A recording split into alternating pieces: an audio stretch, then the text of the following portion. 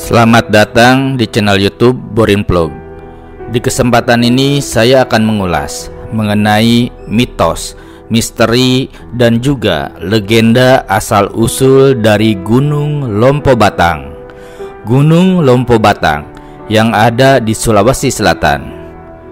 Bagaimana kisah dan juga paparan terkait Gunung Lompo Batang ini? Silakan disimak berikut ini. Gunung Lompo Batang terletak di Kabupaten Bantaeng, Provinsi Sulawesi Selatan. Gunung ini berdekatan dengan Gunung Bawakaraeng. Suhu minimum di Gunung Lompo Batang adalah sekitar 14 derajat Celcius hingga maksimum 16 derajat Celcius. Gunung Lompo Batang merupakan gunung api tidak aktif bertipe stratovolcano atau kerucut. Kerucut Gunung Lompo Batang ini tersusun oleh batuan gunung api berumur Pleistosen. Gunung ini juga menjadi objek pendakian melalui dusun Lembang Bune di Kelurahan Cikoro, Kecamatan Tombopulu, Kabupaten Goa. Seperti Gunung Bawakaraeng, gunung ini juga menjadi sasaran penganut sinkretisme yang melakukan ibadah haji di puncak gunung ini pada musim haji bulan Zulhijjah. Dari puncak Gunung Lompo Batang, kita dapat melihat puncak Gunung Bawakaraeng. Terkait dengan legenda dan juga misteri Gunung Lompo Batang, ada sebuah kisah legenda terkait dengan asal-usul dari Gunung Lompo Batang ini. Cerita ini sudah secara turun-temurun menjadi cerita rakyat setempat, dan berikut adalah kisahnya. Dikisahkan pada suatu masa, Erang, bocah lelaki berumur 7 tahun, seperti dipaku pada tempatnya berdiri. Rambut halus di tengkuknya meremang, keringatnya mengucur deras. Tepat di depan matanya, peristiwa mengerikan terjadi kurang dari selompatan kaki orang dewasa dari tempatnya berdiri. Sosok raksasa setinggi 100 langkah mendengus kencang. Napas yang keluar dari hidungnya menggoyangkan semak belukar di mana Erang bersembunyi. Mulut raksasa itu mengecap-ngecap. Ia baru saja menelan ibu bapak Erang sekaligus. Purnama hari ke-14, di belahan dunia yang lain sedang bersuka cita memandang keindahan bulan. Tapi di sini, di sebuah desa tempat keluarga Erang bermukim, purnama 10 tahun sekali adalah pertanda malapetaka. Raksasa kejam yang berdiam di hutan menjadikannya jadwal berburu manusia, khususnya di desa Erang. Erang tak kuasa menahan tangis. Kesedihannya tak tertanggungkan lagi. Ibu bapaknya, belahan jiwanya, telah pergi meninggalkan dirinya. Erang memandang pilu ke arah rumahnya. Kondisinya memprihatinkan. Rumah itu telah rubuh diporak-porandakan kaki raksasa. Nasib yang sama juga dialami oleh rumah-rumah penduduk seisi desa. Di bawah cahaya bulan, Erang berdiri tegak. Diusapnya sisa air mata yang membasahi wajah tirusnya. Disaksikan oleh bintang-bintang berserakan, Erang mengucapkan sumpah. Kelak, jika Tuhan berkenan menganugerahinya umur yang panjang, maka ia akan menggunakan umur tersebut hanya untuk membalas dendam pada raksasa jahat yang telah merenggut nyawa kedua orang tuanya. Ia bersiap untuk membalas dendam. Pertama-tama, ia akan mencari dulu bagaimana caranya. Seiring berjalannya waktu, 10 tahun kemudian, Erang kanak-kanak kini telah dewasa. Hari demi hari dilaluinya dengan dendam membara. Selama 10 tahun, ia belajar menghidupi dirinya sendiri dengan memburu di desa-desa tetangga. Kegiatan rutinnya, khususnya kegiatan rutin lainnya, adalah mengasah senjata badik peninggalan orang tuanya dengan jeruk nipis. Sejenis senjata penikam tradisional suku Bugis Makassar. Bentuknya berupa bilah batu meteor yang telah ditempa menjadi besi pipih dengan ujung yang runcing. Hulu dan warangkanya terbuat dari kayu hitam. Dengan senjata badik itulah, kelak Erang berniat membalaskan dendamnya kepada sang raksasa. Bila sore menjelang, Erang ikut bergabung dengan kawan-kawan seumurannya yang rutin berlatih pencaksilat di lapangan desa. Latihan ini sengaja digelar oleh para tetua desa agar para pemuda kelak bisa melawan ketika raksasa datang menyerbu desa mereka. Tapi Erang hanya menonton. Hatinya tidak pernah tergerak untuk berlatih pencaksilat. Keengganannya itu menjadikan Erang kerap menjadi sasaran dari ejekan teman-temannya. Bangun tubuh kawan-kawan seumurannya semakin hari semakin berisi, tumbuh besar dan juga tegap. Sungguh berkebalikan dengan tubuh Erang. Erang tampak seperti bocah kuntet di umurnya yang telah menginjak 17 tahun. Kurus krempeng, tulang-tulangnya bertonjolan seolah berebut ingin melarikan diri dari tubuh kerdilnya. Erang selalu membalas setiap ejekan kata kuntet dari kawan-kawannya hanya dengan senyuman. Ia menekan setiap rasa sesal atau rasa kesal yang manusiawi muncul di hatinya. Demi membalaskan dendam kedua orang tuanya, ia tabah berjalan teguh di atas rencana yang telah disusunnya. Tidak ada yang tahu kalau tubuh kuntetnya itu sebenarnya disengaja oleh Erang. Bertahun-tahun ia disiplin berpuasa, berpantang makan dan menahan lapar agar tubuhnya tidak tumbuh berkembang. Diam-diam pula, pada setiap malam purnama hari ke-14, Erang menyusup ke setiap desa di mana raksasa musuhnya sedang berburu manusia. Dibantu oleh tubuh kuntetnya, ia bersembunyi sambil memperhatikan secara seksama gerak-gerik si raksasa. Sambil menunggu waktu yang tepat di kemudian hari, Erang memanfaatkannya untuk mempelajari kelemahan musuhnya. Nenek moyangnya pernah mengajari Erang, kenali kelemahan musuhmu untuk mengenali kekuatanmu. Hingga suatu hari, tibalah kemudian malam yang ditunggu-tunggu oleh Erang. Purnama hari ke-14, 10 tahun sejak kedatangan terakhir raksasa ke desa Erang. Cahaya bulan pun menyirami tanah. Erang telah mempersiapkan dirinya sejak petang hari. Belajar dari kebiasaan raksasa sebelum-sebelumnya, maka malam ini adalah giliran desanya disandroni oleh raksasa jahat itu. Pemuda-pemuda desa yang telah dilatih silat sibuk menyiapkan diri. Mereka menggenggam berbagai jenis senjata di tangan masing-masing. Lalu, bum, bum, bum, suara berdentum menghantam tanah tempat berpijak. Bumi bergetar laksana gempa. Raksasa mengumumkan kedatangannya dengan geraman yang menakutkan. Dengusan napasnya menggoyang pepohonan. Rumah-rumah yang dilalui porak-poranda dalam sekali injakan. Para pemuda desa telah bersiap, senjata terhunus. Sementara Erang berdiri menjauh dari mereka.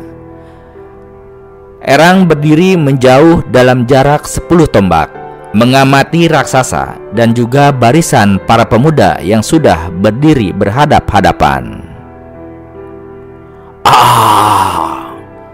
Raksasa mengaumkan teriakan memekakan.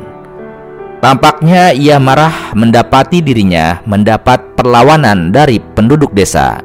Dan kemudian, hanya dengan sekali kibas, kedua tangan raksasa itu telah merontokkan para pemuda desa. Tubuh-tubuh melayang bergelimpangan. Erang menyaksikan kenyataan itu dengan hati yang miris. Ia sudah menduga akan terjadi hal seperti itu. Latihan silat bertahun-tahun hanya membuahkan kesia-siaan belaka. Segesit apapun, sekuat apapun para pemuda desa itu, sama sekali bukan tandingan raksasa. Tubuh para pemuda desa yang tegap berisi malah semakin membangkitkan selera makan dari raksasa. Satu persatu mereka ditangkap lalu dikunyah oleh taring raksasa. Teriakan-teriakan manusia di ujung ajal bersahut-sahutan dan berhenti ketika tidak ada lagi manusia yang hidup yang tersisa di desa itu. Raksasa itu mengaum sekali lagi. Wajahnya tampak sangat puas. Dengan langkah malas karena kekenyangan, raksasa memutar badannya hendak berlalu dari desa itu. Pada saat itu, Erang segera melompat menghadang raksasa. "Hai raksasa jelek, berhenti, karena aku akan membunuhmu," teriak Erang. Raksasa menghentikan langkahnya. Matanya memicing mencoba meneliti dari mana asal suara itu.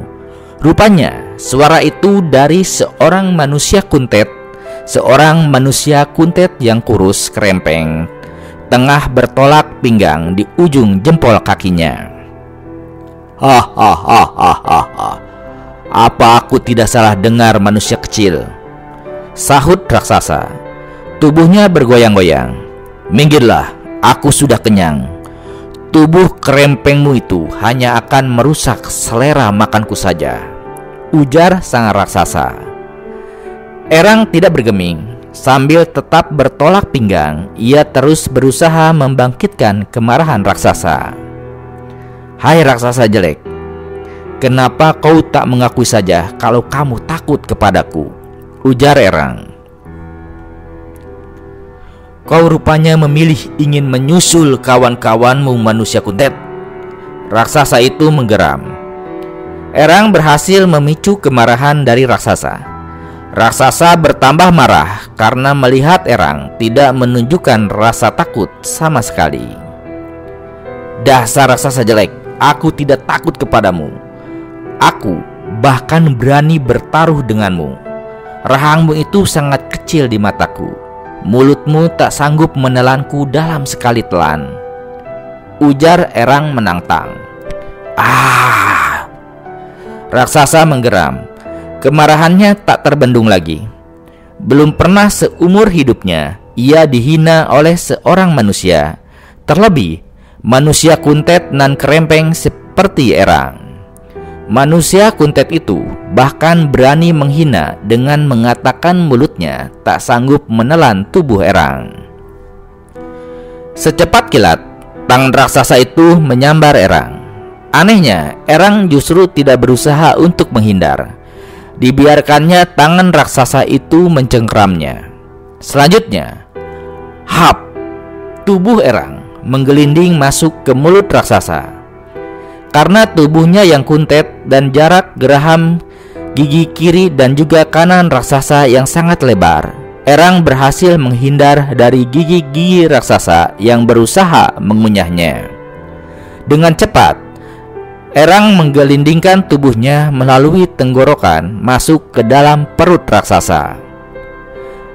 Merasa mangsanya telah tewas, raksasa itu kembali melanjutkan langkahnya. Namun, 10 langkah dari situ, tiba-tiba tubuh raksasa itu roboh bergelimpang menimpa bumi. Tanah bergoyang keras, meninggalkan lubang di bawah punggung raksasa.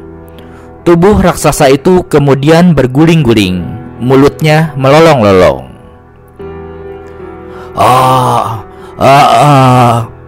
Teriaknya meracau menahan sakit. Sebuah sobekan dari dalam perutnya mengakibatkan tubuhnya berhenti berguling. Raksasa jahat itu telah menghembuskan napas terakhirnya. Terlihat Erang menjulurkan kepalanya dari dalam perut raksasa yang telah terbelah. Ia kemudian keluar dan melompat turun ke tanah dengan sangat tenang. Di tangannya masih tergenggam sebilah badik berlumuran darah. Karena kuasa Dewata, di tempat raksasa itu terbaring, tiba-tiba berubah wujud menjadi sebuah gunung. Bentuknya seperti tubuh raksasa, lengkap dengan perut besarnya yang menonjol. Penduduk sekitar gunung pun kemudian menamainya dengan sebutan Gunung Lompo Batang, yang artinya perut yang besar. Lompo artinya besar dan batang artinya perut. Jadi, Gunung Lompo Batang adalah gunung dengan perut yang besar. Itulah kisah legenda asal-usul Gunung Lompo Batang. Selain berbalut cerita rakyat, masih banyak hal mengenai Gunung Lompo Batang. Di antaranya adalah terkait dengan pendakiannya. Ya, Gunung Lompo Batang merupakan puncak paling menonjol kedua di Sulawesi, setelah rantai Mario milik Gunung Latimojong. Gunung ini pertama kali didaki pada tahun 1840 oleh James Brooke, seorang Inggris yang kemudian menjadi Raja Sarawak. Pastinya, pendakian ini merupakan ekspedisi besar untuk mencapai puncak pada masa itu. Sekarang, Gunung Lompo Batang ini menjadi gunung yang populer dan sering didaki, yang bahkan secara teori dapat dilakukan sebagai pendakian sepanjang hari. Pegunungan ini sebenarnya terdiri dari dua gunung besar, yaitu Lompo Batang dengan ketinggian 2886 meter di atas permukaan laut, dan juga Gunung Bawah Karaeng yang lebih utara dan sedikit lebih rendah, yaitu 2840 meter di atas permukaan laut. Karena kedekatan pegunungan dengan kota Makassar yang ramai, kedua puncak tersebut didaki oleh para pelajar pendaki hampir setiap akhir pekan. Beberapa pendaki yang sangat suka berpetualang sebenarnya mendaki keduanya dalam satu perjalanan. Meskipun hal ini memerlukan waktu minimal 4 hari dan biasanya bahkan 5 hari. Menurut legenda setempat, Lompo Batang juga mempunyai ciri-ciri perempuan, sedangkan Bawah Karaeng mempunyai ciri-ciri laki-laki. Ada dua rute akses utama ke kawasan Gunung Lompo Batang.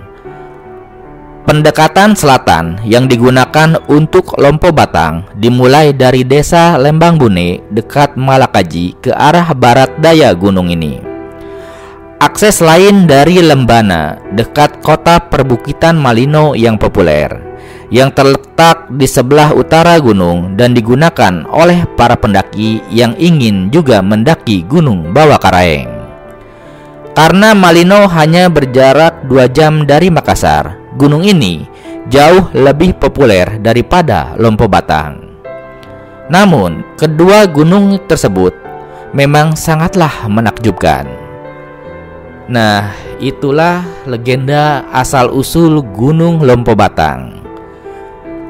Benar atau tidaknya legenda asal-usul dan juga misteri Gunung Lompo Batang ini, kembali ke pemirsa semua, ini hanyalah berdasarkan cerita rakyat yang berkembang secara turun-temurun. Terima kasih sudah menyimak di channel YouTube Borin Vlog. Di channel ini, Anda juga bisa menyimak mengenai legenda asal-usul Gunung Bawah Karaeng yang ada di dekat Gunung Lompo Batang, dan juga misteri dari berbagai gunung lainnya, baik yang ada di Sulawesi Selatan, di Pulau Sulawesi, maupun berbagai wilayah Indonesia. Terima kasih dan sampai jumpa di cerita lainnya.